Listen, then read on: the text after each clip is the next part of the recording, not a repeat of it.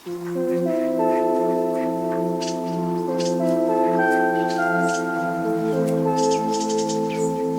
Everyone, আসসালামু আলাইকুম। সবাইকে ওয়েলকাম করছি নতুন আর একটা ব্লগে। আপনারা সবাই কেমন আছেন? আই হোপ আপনারা সবাই ভালো আছেন। আপনাদের দোয়ায় ও ভালোবাসায় আমিও অনেক ভালো আছি।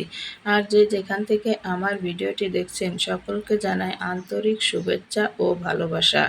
সবাইকে শুভেচ্ছা জানিয়ে আমি আজ সকালবেলা কাজ শুরু করে দিলাম। ঘুম থেকে উঠেই আজ ড্রেসিং টেবিলটি পরিষ্কার করা শুরু করে দিলাম, কেননা নাস্তার পরে আর এই কাজগুলো করা হয় না। নাস্তার পরে ব্যস্ততা থাকে দুপুরের রান্না, সাথে বেবি। এর জন্য চেষ্টা করলাম আজকে ঘুম থেকে উঠে ড্রেসিং টেবিলটি ভালোভাবে পরিষ্কার করে নিয়ে তারপর সকালের নাস্তাটা করে নেব। এর জন্য ভালোভাবে ড্রেসিং টেবিলটি পরিষ্কার করে নিলাম, করে নিয়ে সকালের নাস্তার জন্য বসে গেলাম। নাস্তার জন্য তোমরা দেখছো আমি দুইটা ডিম সিদ্ধ করছি, একটা মেয়ের জন্য একটা আমার জন্য, আর নিয়ে নিয়েছি বিস্কিট, টোস্ট আর বাদাম।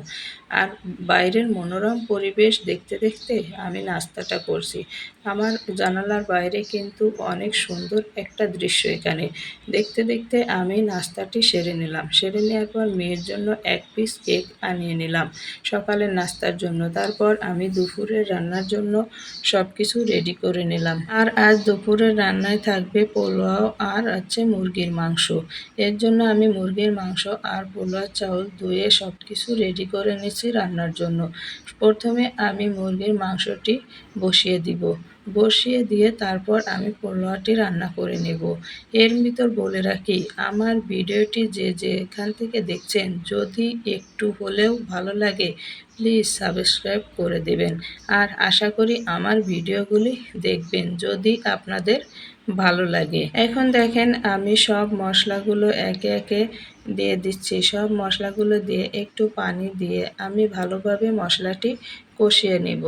আপনাদের সাথে গল্প করতে করতে ভিডিওর রিলেটিভ অনেক কথাই আপনাদের সাথে আজ শেয়ার করা হয়নি। তারপর দেখেন এখন আমি মাংসগুলো দিয়ে ভালোভাবে কষিয়ে নেব। মুরগির মাংসটা যদি একটু ভালোভাবে কষিয়ে নেওয়া যায় তাহলে কিন্তু খেতে অনেক মজা হয়। আর মুরগির মাংস ভালোভাবে কষানো না হলে এটা কিন্তু খেতে কখনোই মজা হয় না। এই জন্য আমি ভালোভাবে কষিয়ে নিলাম মুরগির মাংসটি। এর মাঝে আমি পোলাও রান্নার জন্য একটি পাতিলে মশলা দিয়ে আমি মশলাগুলো আর পেঁয়াজ দিয়ে একটু ভেজে নিলাম। ভেজে নিয়ে চাউলটি দিয়ে চাউলগুলোও একটু ভালোভাবে ভেজে নেব। পোলাও চাউলটাও কিন্তু একটু ভালোভাবে ভাজতে হয়, না হলে কিন্তু ভাতগুলো আটা হয়ে যায়। এর জন্য ভালোভাবে ভেজে নিয়ে এরপর আমি চলে আসলাম মুরগির মাংসর কাছে। মুরগির মাংসটি আলু দিয়ে ভালোভাবে কষিয়ে নিলাম। এখন ভাতে আমি পানি দিয়ে বসিয়ে দেওয়ার পর দেখেন ভাতটি আমার রান্না প্রায় শেষ।